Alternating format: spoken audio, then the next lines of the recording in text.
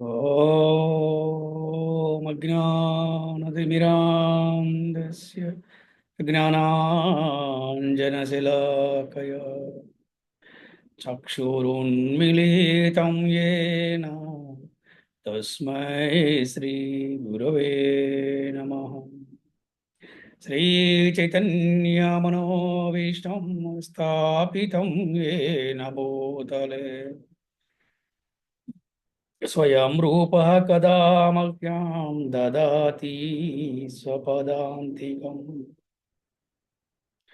नमो विष्णुपदाय कृष्णप्रेष्ठाय भूतले श्रीमते भक्तिवेदान्तस्वामिनिति नामिने। नमस्ते सरस्वती देवे गौरवाणी प्रचारिणे निर्विशेषा शून्यवादी पाश्चात्यते सतारिणे। जय श्री कृष्ण चैतन्य प्रभु नित्यानंद श्री अद्वैत गदाधर श्रीवासादि गौर भक्त वृंद।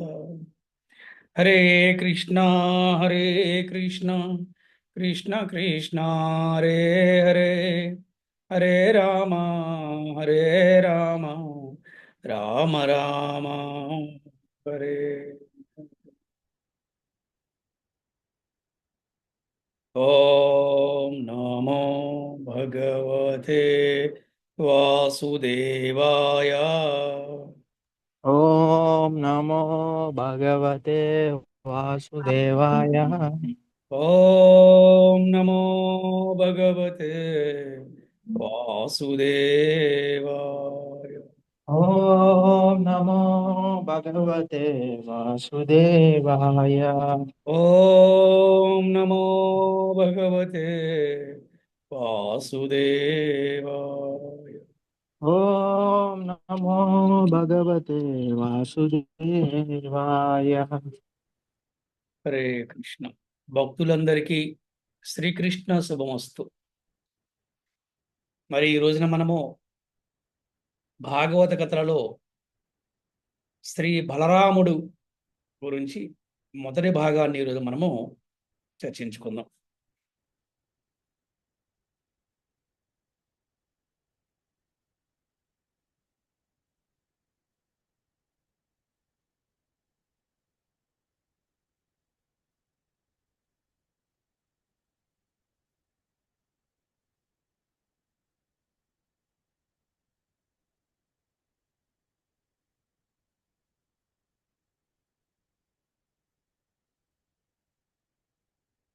సాధారణంగా మన చాలా మందికి తెలిసినవి ఏంటంటే ప్రచారంలో ఉన్న విషయము 10 అవతారాలు అంటూ ఉంటారు భగవంతుడికి. వాటిని దశావతారాలుగా బాగా ప్రసిద్ధి చెందాయి అని చెప్తూ ఉంటారు. కానీ భాగవతములో శ్రీ బలరాముడిది 19వ అవతారముగా మనకి ఆచార్యులు వర్ణించారు.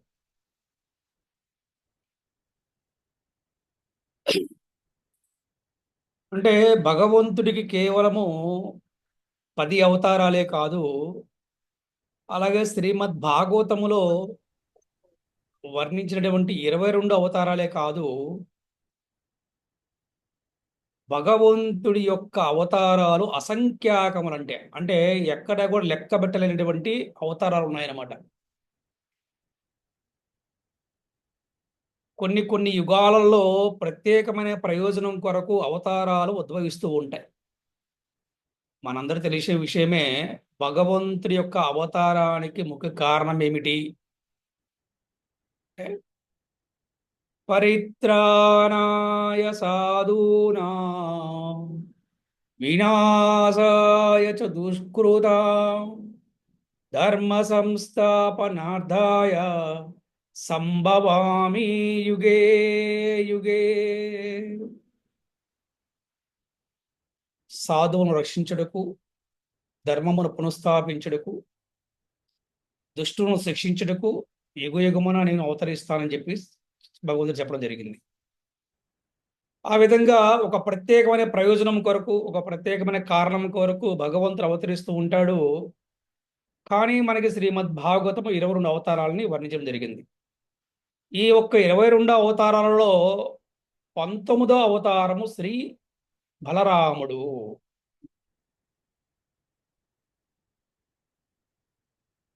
ఏకోనవింశే వింశతిమే వృష్ణుషు ప్రాప్య జన్మని రామకృష్ణావితి భువో భగవాన్ హరద్బరం. ఏకోనవింశే అంటే 19వ అవతారము అని అర్థం. వింశతిమే అంటే 20వ అవతారము అని భావము. 19వ అవతారం బలరాముడు అయితే 20వ అవతారము శ్రీకృష్ణుడు. ఇక్కడ ఈ శ్లోకంలో భగవాన్ హరద్భరం అన్నారు, అంటే భగవాన్ అనే పదాన్ని వాడారు. భగవాన్ అనే పదం వాడటం వల్ల ఇక్కడ ఏమవుతుందంటే బలరామకృష్ణులు ఇద్దరూ కూడా భగవంతుడని మనకి తెలుస్తుంది.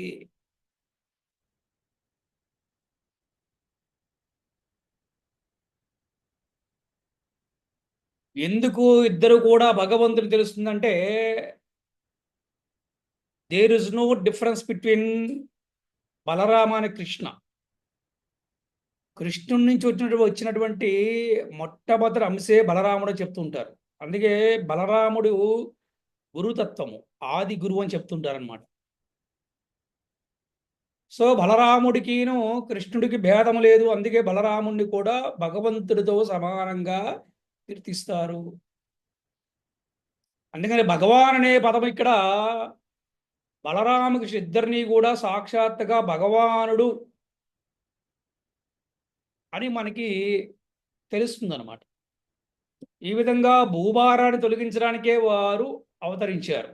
ముఖ్యంగా మనం చూస్తే ద్వాపరయుగంలో చూస్తే కనుక ఎప్పుడైతే భూదేవి భగవంతుడిని ప్రార్థించింది, ఈ యొక్క అధర్మాన్ని తట్టుకోలేకపోతున్నాను స్వామి అన్నప్పుడు, అప్పుడు భగవంతుడు చెప్పాడు, ఈ ద్వాపర యుగంలో మేము అవతరిస్తామని చెప్పడం జరిగిందనమాట. ఆ విధంగా బలరామకృష్ణ ఇద్దరు కూడా భూభారాన్ని తొలగించడానికి వారు అవతరించారు.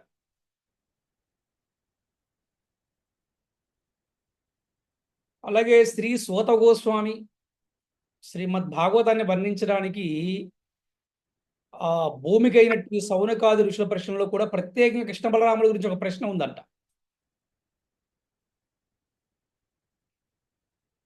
ఏంటంటే కృతవాన్ కిల కర్మాని సహారామేణ కేశవ అతిమర్త్యాని భగవాన్ గూఢ కపటమానుష.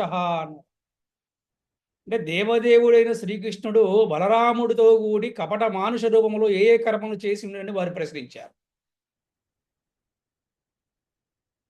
దేవదేవుడు స్వయంగా వృష్ణువంశములో బలరామకృష్ణుడుగా అవతరించి భూభారాన్ని తొలగించాడు. ఈ విషయం మనకి వారి లీలలో అడుగడుగునా కనబడుతుంది. అంటే భగవంతుడే స్వయంగా కృష్ణుడే ఇక్కడ ఇద్దరుగా ఉద్భవించారు. ఆ విధంగా బలరాముడి యొక్క అవతార విశేషాలు దశమ స్కందంలో వస్తాయన్నమాట. అంటే శ్రీమద్ భాగవతంలో మనకి 12 స్కందాలు ఉంటాయి, 18,000 శ్లోకాలు ఉంటాయి. ఈ యొక్క 12 స్కందాలలో బలరాముడి యొక్క అవతార విశేషాలు మనకి దశమ స్కందం అంటే 10వ స్కందంలో వస్తాయి అన్నమాట.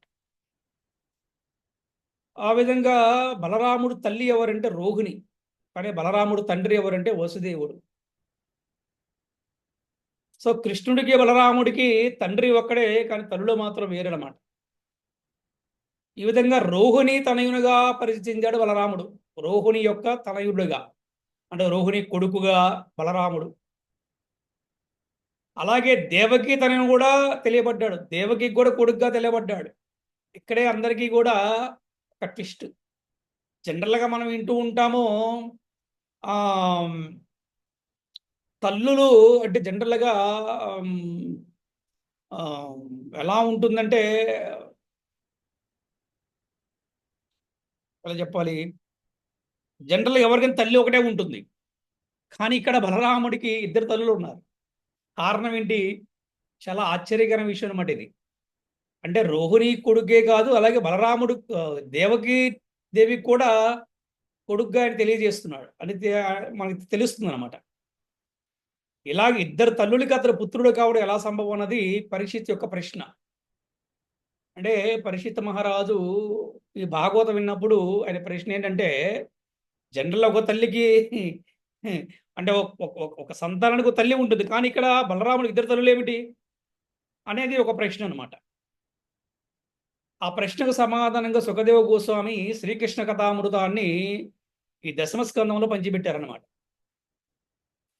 దేవకి అష్టమ గర్భమున తనకు మృత్యు అని తెలిసిన కంసుడు దేవకి వసుదేవులని కారాగ్రహంలో బంధించి వారి 6 పుత్రులను వరుసగా సంహరించాడు. 6 పిల్లల్ని మొత్తాన్ని కూడా ఆయన చంపేశాడు. ఎవడు? కంసుడు. మనందరికి కూడా ఆ విషయం తెలిసిందే, స్టోరీ. ఎప్పుడైతే కంసుడు ఎవరో కాదు, దేవకికి సొంత అన్నయ్య, కృష్ణుడికి మేనమామ. సో ఆకాశవాణి వినబడుతుంది కంసుడికి, నీ చెల్లెలికి గర్భాన అష్టమ గర్భాన పుట్టేవాడి ద్వారా నీకు మృత్యు ఉందని చెప్పడం జరుగుతుంది అనమాట.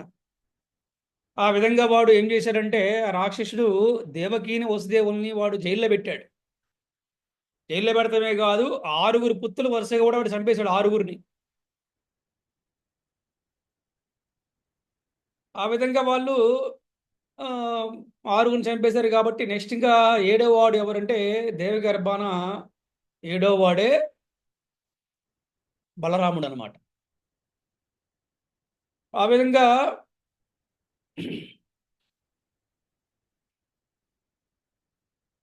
శ్రీకృష్ణుని ప్రధాన అంశమైనటువంటి సంకర్షణుడు, అంటే కృష్ణుడు యొక్క మొట్టమొదటి అంశ సంకర్షణుడు, ఆయనే బలరాముడు. ఆయన దేవకి గర్భంలో ప్రవేశించాడు.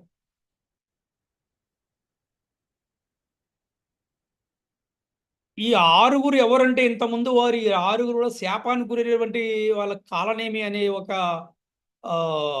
వంశానికి చెందిన వారనమాట. వారు ఈ 6 కూడా ఈ 6 చనిపోవటం వల్ల దేవకీ గర్భం అనేది అపవిత్రమైపోయింది. మళ్ళీ ఆ గర్భాన్ని పవిత్రం చేయడం కోసం, అలాగే భగవంతుడికి ఆవిర్భావానికి రంగం ఏర్పాటు చేయడం కోసం సంకర్షణుడు, ఆదిశేషుడు సప్తమ సంతానంగా ఆమె గర్భంలో ప్రవేశించాడని ఆచార్యులు మనకి అభివర్ణిస్తున్నారు. మీరు తెలుసుకోవాలి. చూడండి, ఎప్పుడైనా కూడా మనకి భగవంతుడు రాకక ముందు వారి యొక్క ప్రధానమైన అనుచరులు, వారి యొక్క ప్రధానమైన శిష్యులు, వారందరూ కూడా భగవంతుడి కోసం ఏర్పాట్లు చేస్తూ ఉంటారు. ఆ విధంగా భగవంతుడు శ్రీకృష్ణ భగవానుడు దేవకీ గర్భమున అష్టమ గర్భాన ప్రవేశిస్తాడనే విషయం తెలుసు కాబట్టి, భగవంతుడి కన్నా ముందే సప్తమ గర్భములో, అంటే సప్తమ సంతానంగా దేవకి గర్భాన ఆయన ఏమన్నాడు, ప్రవేశించాడు అనమాట. ఆయన ఎవరు? యొక్క బలరాముడు. ఎప్పుడైతే బలరాముడు, అంటే ఈ సంకర్షణుడు, బలరాముడికి పేరు సంకర్షణుడు. ఆ పేరు ఎందుకు వచ్చిందో మీకు చెప్తాను మళ్ళీ. సంకర్షణుడు అంటే ఈయన 2 వంశాలను ఉద్ధరించాడు. అంటే తల్లి గర్భానంలో ప్రవేశించాడు, మళ్ళీ అక్కడి నుంచి ఈయన్ని మళ్ళీ రోహిణి గర్భానికి మారుస్తారు. ఇప్పుడు సరోగ సిస్టమ్ ఉంది కదా, మీరు వినే ఉంటారనమాట. సో ఈ సిస్టమ్ అంతా కూడా ఆ రోజుల్లో ఉంది, వాళ్ళేం పెద్ద కొత్తది కాదనమాట. ఆ విధంగా దేవకీ గర్భం నుంచి రోహిణి గర్భానికి మారుస్తారు. అందుకని సంకర్షణుడు అయ్యాడు. ఆయన పేరు సంకర్షణుడు అనమాట. 2 వంశాలను కూడా అతను కలిపినవాడు, ఇటు దేవకీ వంశాన్ని, ఇటు రోహిణీదేవి వంశాన్ని. ఆ విధంగా ఆయన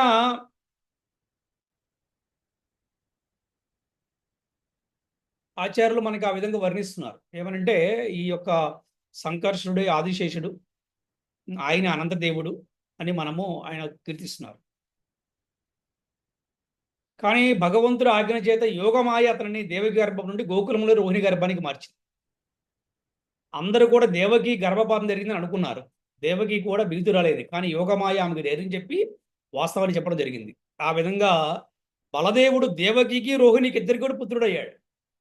ఒక గర్భము నుండి వేరొక గర్భానికి ఆకర్షించడం వల్ల, గర్భ సంకర్షణ వలన అతడు సంకర్షుడి నామంతో కూడా ప్రసిద్ధి చెందాడు. మీకు బృందావనంలో శ్రీ వైష్ణవ సాంప్రదాయం ఉన్నటువంటి వారు సంకర్షణ గుడి కట్టారు, మీరు చూడొచ్చు. అక్కడ బృందావనంలో సంకర్షణ అనే గుడి కట్టారనమాట. సంకర్షణ అంటే ఎవరు? సాక్షాత్తు బలరాముడు, ఆయన ఆదిశేషుడు, అలాగే శ్రీ రామానుజాచార్యులు వారిని ఏమంటారంటే ఆదిశేషుడి యొక్క అవతారం అంటారు అనమాట. సో అందుకని వారు శ్రీ వైష్ణవ సాంప్రదాయాలకు ప్రధాన ఆచార్యుడు రామానుజాచార్యులను వారు స్మృతిగా సంకర్షుడు ఒక అంశగాలు భావించారు. సంకర్షుడు వారి యొక్క అక్కడ ఒక విగ్రహ ప్రతిష్ఠ చేశారన్నమాట, ఇక్కడ శ్రీ బృందావనంలో కూడా. ఆ విధంగా ఆయన సంకర్షణుడి నామంతో కూడా ప్రసిద్ధి చెందాడు బలరాముడు. అంటే ఆదిశేషుడు, అనంతదేవుడు, బలదేవుడు, బలరాముడు, సంకర్షణుడు ఇవన్నీ కూడా ఆయన పేర్లు అనమాట. ఈ విధంగా వసుదేవుడికి చాలా మంది భార్యలు ఉన్నారు. వసుదేవుడికి జనరల్గా ఆ రోజుల్లో క్షత్రియులకి భార్యలు ఎంతమంది ఉండొచ్చు అనమాట. ఆ విధంగా దేవకీదేవి ప్రధానురాలు, అంటే మొట్టమొదటి దేవకీదేవి. దేవకీదేవి తర్వాత పౌరవి, తర్వాత రోహిణీదేవి, తర్వాత భద్ర, ఇలా కొంతమంది భార్యలు ఉన్నారు. ఈ కంసుని భయం వల్ల యాదవులందరూ కూడా వివిధ దేశాలను ఆశ్రయించగా రోహిణి మాత్రం నందునింట చేరింది. అందువలన దేవకీ గర్భము రోహిణి గర్భానికి మార్చబడగా బలరాముని జన్మము గోకులములో జరిగి అతడు నందుని ఇంట ప్రేమగా పెరిగాడు. కృష్ణుడు గోకులములో నందగృహంలోనే పలు లీలలు చేరున్నాడు కాబట్టి బలరాముని జన్మము కూడా అక్కడే జరిగింది. ఆ విధముగా సోదరులిద్దరూ కూడా కలిసి అద్భుతమైన లీలను గావించి తమ వారికి పరమ ఆనందాన్ని కలిగించారు. శత్రువులకు కూడా వారు భయాన్ని కలిగించారు. భక్తులకి పరమ శ్రేయస్సుని కలిగించారన్నమాట వారు. ఆ విధంగా బలరాముడి యొక్క జననం అలా జరిగింది. సో బలరాముడికి ఇద్దరు తల్లులు అనమాట. ఈ విధంగా కృష్ణ బలరాములు నందగోకులములు కలిసి చేసిన లీలలలో చోర లీలలు ప్రధానమైనవి, అంటే దొంగతనం చేసే లీలలు ప్రధానమైనవి. చూడండి, భగవంతుడు ఏమి చేసినా కూడా అవి లీలలే. అది దొంగతనమైన లీలలే, రాసనుచ్యమైన లీలలే, ఏవైనా కూడా లీలలే. అయితే బయట చేస్తే, సామాన్య మానవులు చేస్తే అవి బాగోవు, చూడటానికి కూడా బాగోవు అనమాట. అలా ఇద్దరు కూడా తమ స్నేహితులతో కలిసి వెళ్ళి ఇరుగుపురిలలో వెనం దొంగిలించేవారు, అందరిని ఒప్పదెప్పలు పెట్టేవారు. అయినా కూడా వారి లీలలో అందరికీ కూడా ఆనందాన్ని కలిగించేగా, దుఃఖాన్ని కలిగించేగా. జనరల్గా ఎవరిని దొంగ వచ్చాడంటే ఆ దొంగన పడిన అందరూ కొడతారు, లేదా తిడతారు, దూషిస్తారు, లేకపోతే అన్ని ఎవరికి అప్పచెప్తారు, పోలీసులకు అప్పచెప్తారు. కానీ ఇక్కడ వీళ్ళందరూ అడుగులంటే అబ్బా ఇవాళ మా ఇంటికి కృష్ణ బలరాములు వచ్చి దొంగతనం చేస్తే బాగుందని చెప్పి అనుకుంటారు. పైకి మాత్రం యాక్టింగ్ చేస్తారు యశోదమ్మాయి దగ్గర. మీ వాడు వచ్చి మా ఇంటి దొంగతనం చేశాడు, కంప్లైంట్స్ ఇస్తూ ఉంటారు అనమాట. ఇది ఒక లీల. అంటే భగవంతుడు ఏం చేసినా బాగుంటుంది, కానీ మనం ఏం చేసినా బాగోదు. మనకే భగవంతుడికి డిఫరెన్స్ అది అనమాట. అది ఈ విధంగా ఒక రోజున ఒక మంచి లీల బాగుంటుంది, చాలా బాగుంటుంది. అందరూ ఆడుకుంటున్నారు. ఆ టైంలో బలరాముడు వచ్చి యశోదామయ్యతో చెప్తున్నాడు, అమ్మా అమ్మా మన కృష్ణుడు మట్టి తిన్నాడమ్మా, మన కృష్ణుడు మట్టి తిన్నాడమ్మా అని కంప్లైంట్ ఇచ్చాడు, ఫిర్యాదు చేశాడు. తన ముద్దుల గారాల బట్టి కృష్ణుడు మట్టి తినడం ఏంటి అని కలవరం చెందింది తల్లి. కృష్ణుడి దగ్గరికి వెళ్ళి నోరు చూపించమని అడిగింది. అప్పుడు ఆమెకి అతని నోటిలో సమస్త బ్రహ్మాండాలు కూడా చూపించాడు శ్రీకృష్ణ భగవానుడు. ఒక్కసారి తల్లిగా చూపించాడు, అంతా నేనేనమ్మా, సర్వం కృష్ణమయం, సర్వకారణకారకుడు గోవిందుడు అని అన్ని బ్రహ్మాండాలు కూడా ఆ ఒక్క బాలకృష్ణ నోట్లో చూపించాడు. దాంతో ఆమె ఒక్కసారి ఒక ట్రాన్స్లోకి వెళ్ళిపోయింది అనమాట. చిన్న విషయం ఏంటి, ఇంత పెద్ద బ్రహ్మాండాలు చూపిస్తే ఒక్కసారి ట్రాన్స్లోకి వెళ్ళిపోయింది. కానీ తిరిగి కృష్ణుడు మళ్ళీ మోహాన్ని ఆవరింపజేసి అంతా మరిపింపజేశాడు. లేకపోతే ఏం చేస్తుంది, రోజు కూర్చోబెట్టి పూజ చేస్తుంది భగవంతుడికి. అప్పుడు యశోదమ్మకి పుత్రవాత్సల్యం ఉండదు కదా, అమ్మ భగవంతుడు అని చెప్పి అంటుంది అనమాట. కానీ భగవంతుడు కరుణామయుడు, ప్రేమామయుడు, దయామయుడు. అందుకని మళ్ళీ తిరిగి ఆ తల్లికి మోహాన్ని ఆవరింపజేశాడు. దానివల్ల మళ్ళీ తన పుత్రుణ్ణి మళ్ళీ గారాల బట్టిగా చూసుకుంటుంది, కోపం వస్తే దెబ్బలేస్తుంది, బతినాడుతుంది. ఇవన్నీ మామూలే కదా చిన్నప్పుడు, ఇవన్నీ కూడా లీలలు. ఆ లీలల ద్వారా యశోదమ్మకి ఎంతో ఆనందం కలగాలి, పుత్రవాత్సల్యం కలగాలంటే కృష్ణుడి కోరిక అనమాట. అంటే కృష్ణుడు తన భక్తులని ఆనందంగా ఉంచడం కోసం, తన భక్తులను సంతోషంగా ఉండడం కోసం, ఉంచడం కోసం, తన భక్తులకి పరమ శ్రేయస్సుని కలుగజేయడం కోసం ఆయన ఏమైనా చేస్తాడు. దొంగతనం ఏమైనా చేస్తాడు, యుద్ధమైనా చేస్తాడు, అవసరమైతే ఏ స్థాయికి దిగిపోతాడు ఆయన. ఆ తర్వాత కృష్ణుడు ముందు నేను మట్టి తినలేదమ్మా అని చెప్పినప్పుడు కూడా తర్వాత నేను మట్టి తిన్నట్టుగా, నేను మట్టి తిన్నాను అని ఒప్పుకున్నాడని ఆచార్యులు వివరిస్తున్నారు. చివరికి ఒప్పుకున్నాడని చెప్పేసి. ఈ విధంగా లీల జరిగిన ప్రదేశమే గోలుకూలంలో బ్రహ్మాండ ఘట్టం అని పిలువబడుతుంది అనమాట. అక్కడ బ్రహ్మాండ ఘట్టం అని చెప్పి గోకులం వెళ్తే ఇప్పుడు కూడా మనం ఆ మన్ను, అంటే కృష్ణుడు తిన్నటువంటి మన్ను ఇప్పుడు కూడా ఆ లడ్డూలతోటి ఇంత ఇంత ఉండలతోటి చుట్టి అమ్ముతూ ఉంటారు అక్కడ. ఈ లీల జరిగిన ప్లేస్ ఇప్పుడు మనం మనం చూడొచ్చు. బృందావనంలో బ్రహ్మాండ ఘట్టం అని చెప్పి ఉంటుంది అనమాట. యాత్రకి వెళ్ళినప్పుడు మనం చూస్తూ ఉంటాం ఇవన్నీ కూడా.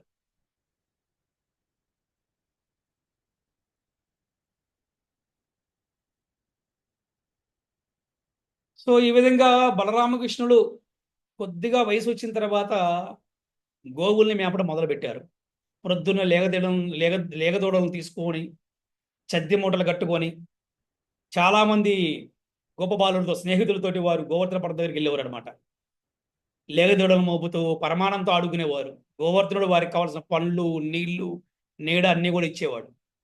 అందుకే శ్రీకృష్ణుడికి గిరిరాజు గోవర్ధనుడు అంటే పరమ ప్రియము. ఇక్కడ చూడండి, భగవంతుడు అంటే మానవులు కృతజ్ఞతాభావము చాలా సందర్భాల్లో ఉండదు. కానీ శాస్త్రం చెప్తుంది కృతజ్ఞతాభావము లేనివాడు పశువు కన్నా హీనమంటారు. ఆ విధంగా అసలు భగవంతుడు మనకి చూపిస్తున్నాడు కృతజ్ఞతాభావం ఎలా ఉండాలి అని. మనం ఎన్నో లీలలో చూసాం. అంటే ఒక పండ్లు అమ్మే ఒక ఒక పెద్దావిడి కృష్ణుడికి ఒక పండిస్తే ఆయన ఆ ఆ ఆ మాతాజీకి పొట్ట నిండా బంగారాన్ని ఇచ్చాడు. అంటే దీన్ని బట్టి తెలుస్తుంది భగవంతుడు ఎంత కృతజ్ఞతామయుడు అని చెప్పేసి. అలాగే చూడండి, ఇక్కడ ఈ బలరామకృష్ణ ఇద్దరు కూడా గోవుల్ని మేపడం కోసం, లేగదూడలను మేపడం కోసము ఆ ఒక గోవర్ధన పర్వతం దగ్గరికి వెళ్ళినప్పుడు ఆ గోవర్ధన పర్వతం వీళ్ళకి కావాల్సిన పండ్లు, నీళ్లు, నీడ అన్ని ఇచ్చేవంట. అందుకే కృష్ణుడికి చాలా ఇష్టం ఏది గోవర్ధన గిరుడు అంటే. అంటే గిరిరాజు అంటారు ఆయన్ని. గోవర్ధన పర్వతాన్ని గిరిరాజు అంటారు అనమాట. చాలా ఇష్టము. ఆయన ఇష్టాన్ని ఎలాగా చూపించాడు అని చెప్పడానికి మనకి గోవర్ధన లీలలు అన్నమాట. మనం చూస్తే మనం మనం విన్నాం గోవర్ధన లీల గురించి మనం కొంచెం చెప్పుకుంటాం. నెక్స్ట్ ఇంకా కథలో వస్తుంది అనమాట. మరి ఎప్పుడైతే ఆ, నందమహారాజు మరి వారి పరివారం అందరూ కూడా ఇంద్రుడికి యజ్ఞం చేయాలని చెప్పేసి వాళ్ళందరూ కూడా ఏర్పాట్లు చేస్తూ ఉంటారు. శ్రీకృష్ణుడు అడుగుతాడు, ఏంటి నాన్నగారు అని ఏర్పాటు చేస్తున్నారంటే అప్పుడు చెప్తాడు నందమహారాజు, అయ్యా ఇంద్రుడికి మనం పూజ చేస్తున్నాము, ఇంద్రుడికి యజ్ఞం చేస్తున్నాము అంటాడు. అదేంటి నాన్నగారు ఇంద్రుడికి ఎందుకు యజ్ఞం చేయాలి అంటే, ఇంద్రుడికి యజ్ఞం అని చేయకపోతే వర్షాలు పడవు, వర్షాలు పడకపోతే పంటలు పండవు, పంటలు పండకపోతే ప్రజలందరూ కూడా ఆకలితో ఉండాలి అని చెప్పడం జరుగుతుంది.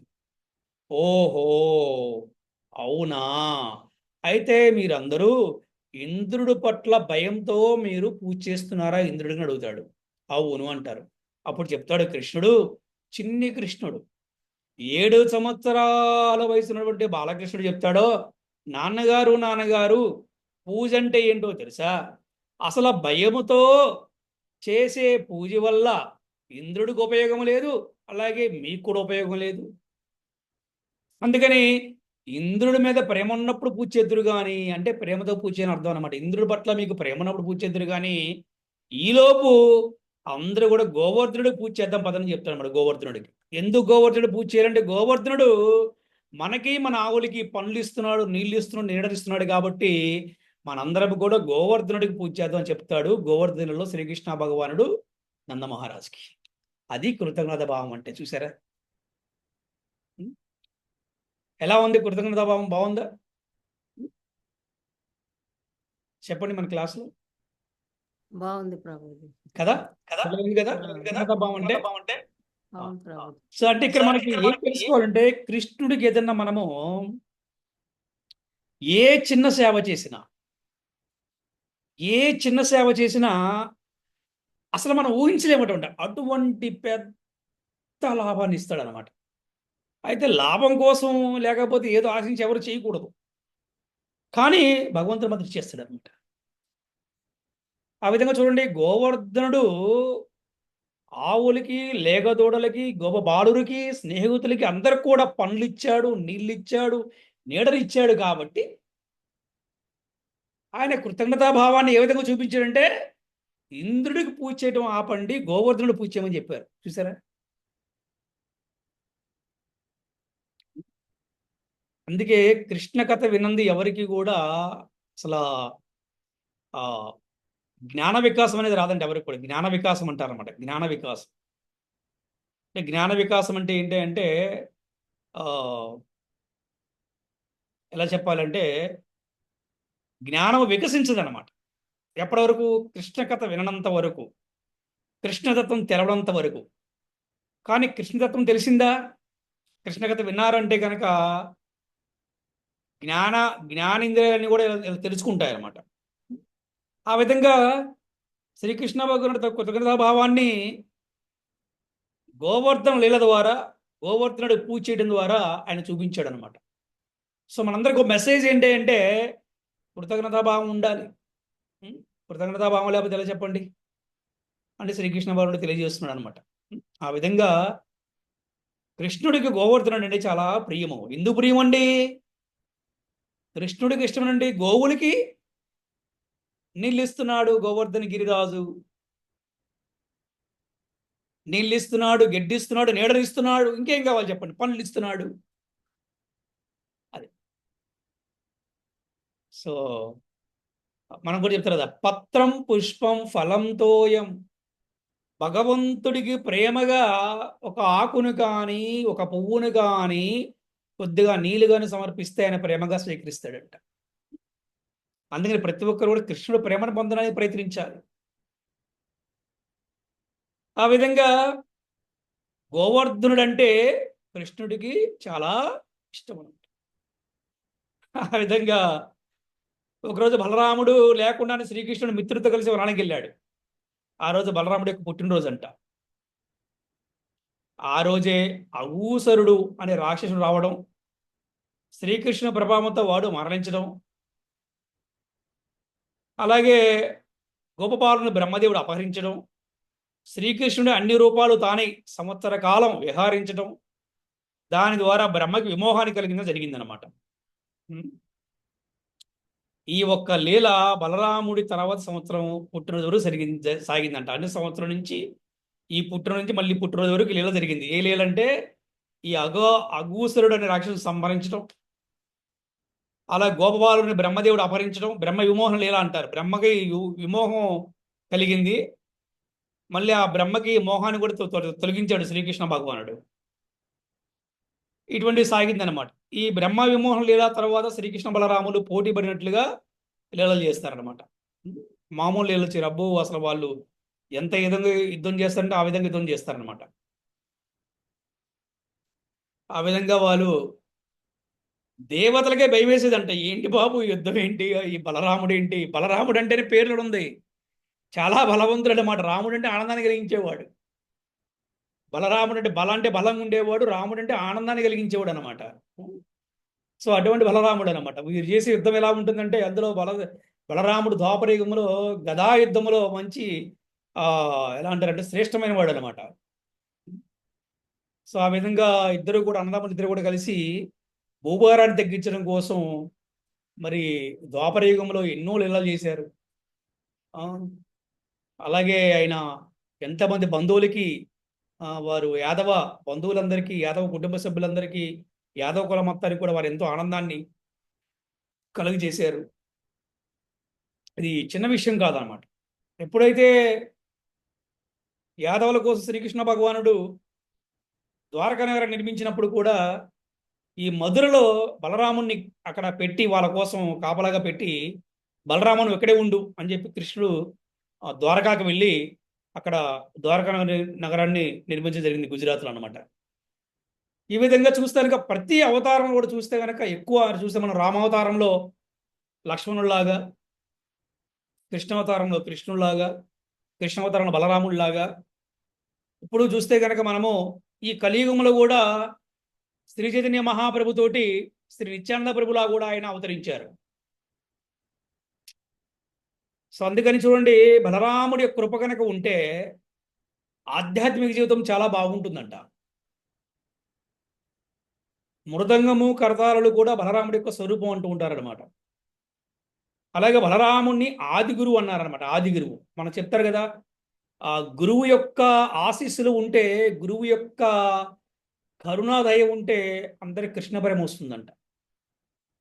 అందుకని బలరాముణ్ణి మనం ఎలాగ ప్రార్థించాలంటే అందరూ కూడా ఓ బలరామా, ఓ బలరాముడా, నైనా స్వామి, మా అందరూ కూడా కృష్ణ ప్రేమ భక్తి కావాలి అని మనందరూ ప్రార్థించాలంట శ్రీ బలరాముణ్ణి.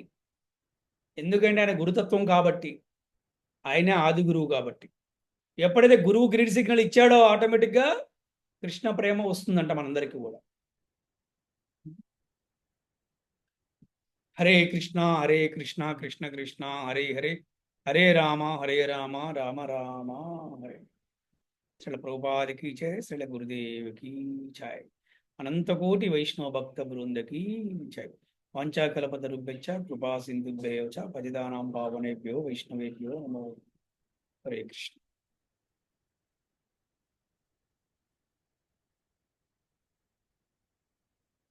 బలరాముని కథలోని ఈ యొక్క మొదటి భాగము ఈరోజు మనము చెప్పుకున్నాము. ఈ మొదటి భాగములో చెప్పుకున్నటువంటి విషయాలలో మీకు ఏమర్థమైంది, ఇందులో మోరల్ ఏమిటి, అలాగే ఈ కథ ద్వారా మీరు ఏం తెలుసుకున్నారో కూడా మీరు తెలియచేయవచ్చు. హరే కృష్ణ.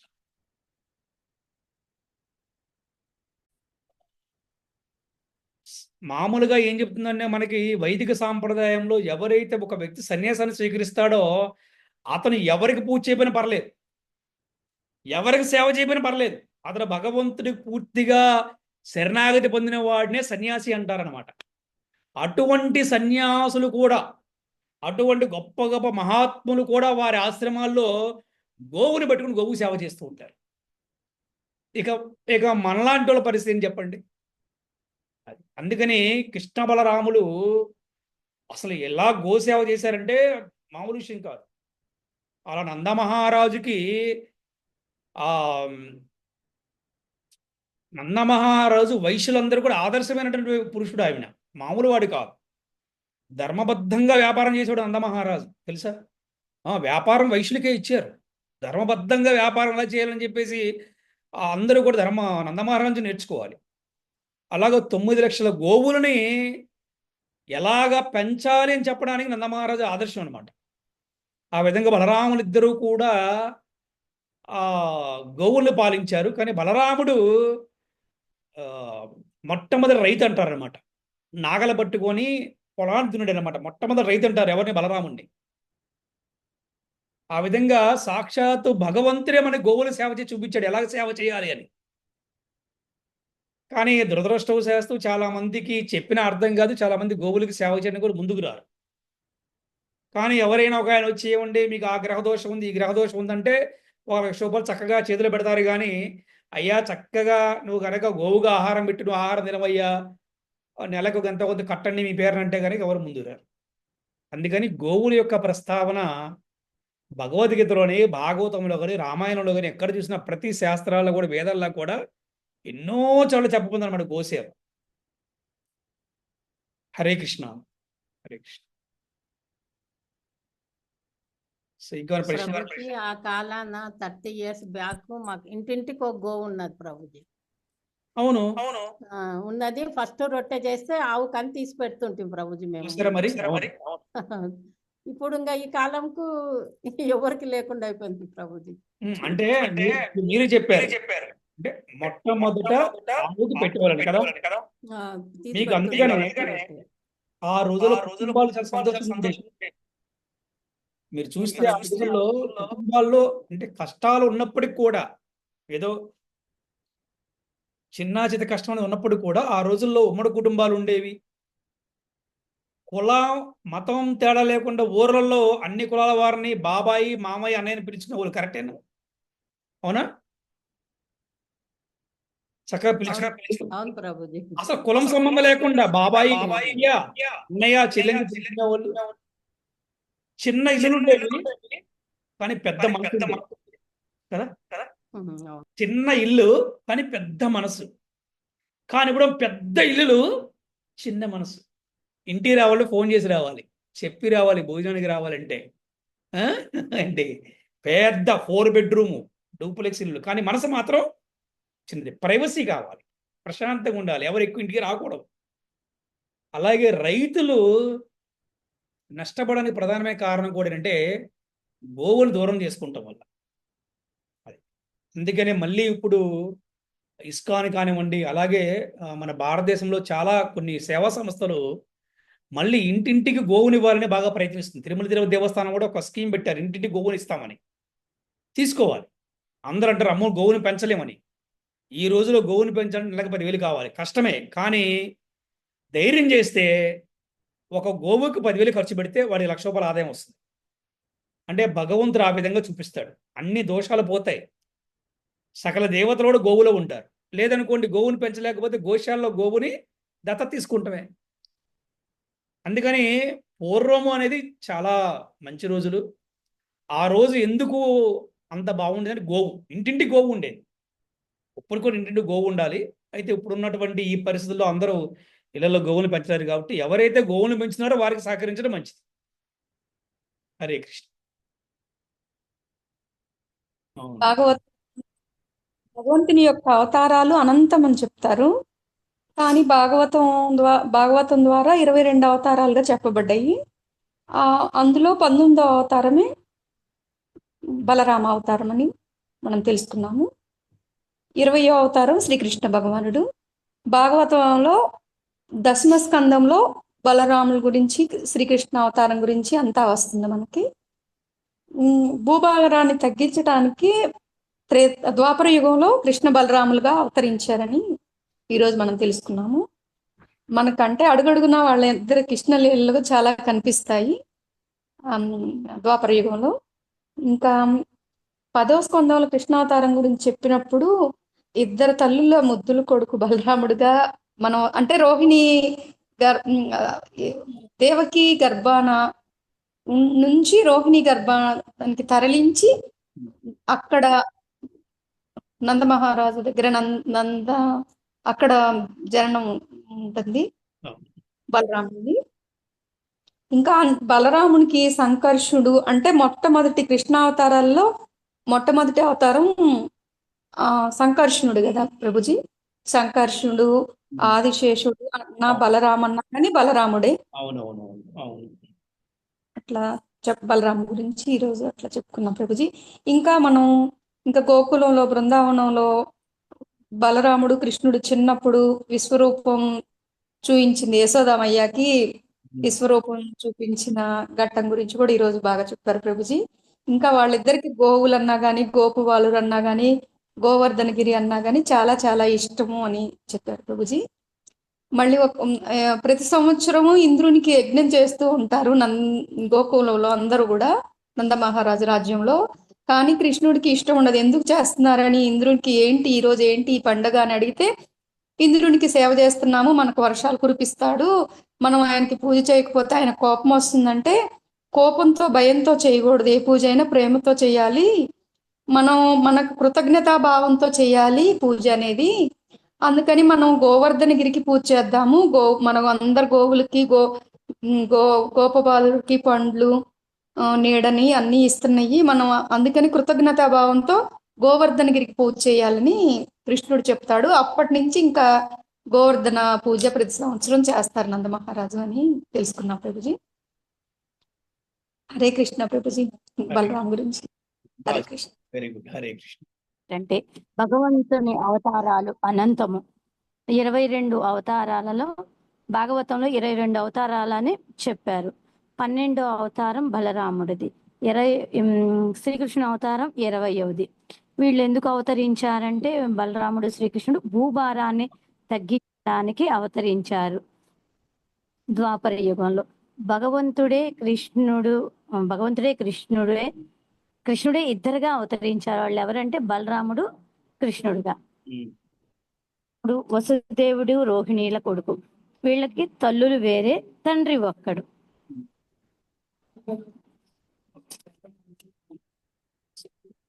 గోవర్ధనుడు అంటేనే కృష్ణుడికి పరమ ప్రియము. కృతజ్ఞతా భావం అనేది లేని వారు పశువు కన్నా హీనము. ప్రభు అందుకే ఇంద్రుడికి యజ్ఞం చేయాలి అని నందుడు అంటాడు అనమాట.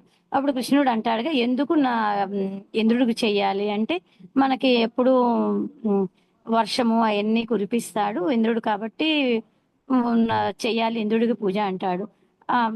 అలా కోపముతో భయంతో చేసే పూజ ఎవరికి ఉపయోగం ఉండదు. మనందరికీ నీడను ఫలాలను అన్ని ఇచ్చేది గోవర్ధనుడే, గిరిరాజుకే పూజ చేయాలి అని చెప్తారు కృష్ణుడు. అప్పుడు నందుడు ఒప్పుకుంటాడు, ప్రతి సంవత్సరం గిరిరాజుకే పూజ చేయాలి అని. ఇంద్రుడికి పూజ చేయడం ఆపండి, గోవర్ధనుడికే పూజ చేయండి అంటారు. కృష్ణ కథ విన్నారు అంటే జ్ఞానం తెలుసుకున్నట్టే. దీన్ని బట్టి మనం ఏం తెలుసుకున్నామంటే, కృతజ్ఞతా భావము అనేది గోవర్ధనుడి ద్వారా తెలుసుకున్నాము. కృష్ణుడు కృతజ్ఞతా భావం అనేది గోవర్ధనుడి మీద చూపించారు. యాదవులందరికీ ఎంతో ఆనందం చూపించారు కృష్ణ బలరాముడు కృప ఉంటే ఆధ్యాత్మికంగా చాలా బాగుంటుంది. ఆయనే ఆది గురువు, బలరాముడే ఆది గురువు. బలరాముడికి ఏమని మొక్కాలి అంటే, మాకు కృష్ణ భక్తి కావాలని ప్రార్థించాలి. ప్లస్ ఈ రోజు మళ్ళీ మీరు గోవు గురించి చెప్పారు ప్రభుజీ. లాస్ట్ టైము విన్నాము, మళ్ళీ ఈ రోజు కూడా విన్నాము. గోవుకి ఆహారం పెట్టకుండా ఎవరు ఆహారం తీసుకోకూడదు. అది ఎలా అంటే తెలివితో అండ్ ప్రేమతో ఉండాలి అన్నారు. తెలివి అంటే కృతజ్ఞతా భావం అని చెప్పారు ప్రభుజీ. గోవు పాలు చంటి పిల్లలకి తాగితే చాలా మంచిది అని కూడా చెప్పారు. బలరాముడే మొట్టమొదటి రైతు, అతను నాగలి పట్టుకుంటాడు అని చెప్పారు. భగవంతుడు గోవులకి ఎలా సేవ చేయాలో చూపించారు కృష్ణ భగవానుడు. హరే కృష్ణ ప్రభుజీ. ఊరికే చదివేశాను ప్రభుజీ. హరే కృష్ణ. Very good. బాగా చెప్పారు. Recording in progress. Hare Krishna Hare Hare Krishna Krishna Hare Hare Hare Rama Hare Rama Hare Rama Rama Hare Hare Hare Krishna Hare Krishna Krishna Hare Hare Hare Rama Hare Rama Hare Krishna Krishna Hare Hare Hare Rama Hare Rama Rama Hare Hare Hare Rama Rama Rama Srila Prabhupada అనంత కోటి వైష్ణవ బృందకి జై జై హరి బోల్. హరే కృష్ణ ప్రభు. హరే కృష్ణ కృష్ణ హరే కృష్ణ ప్రభుజీ. హరే కృష్ణ మాత ప్రణామం. హరే కృష్ణ ప్రభుజీ, ధన్యవాదాలు. Thank you. కృష్ణ మాత ప్రణామం.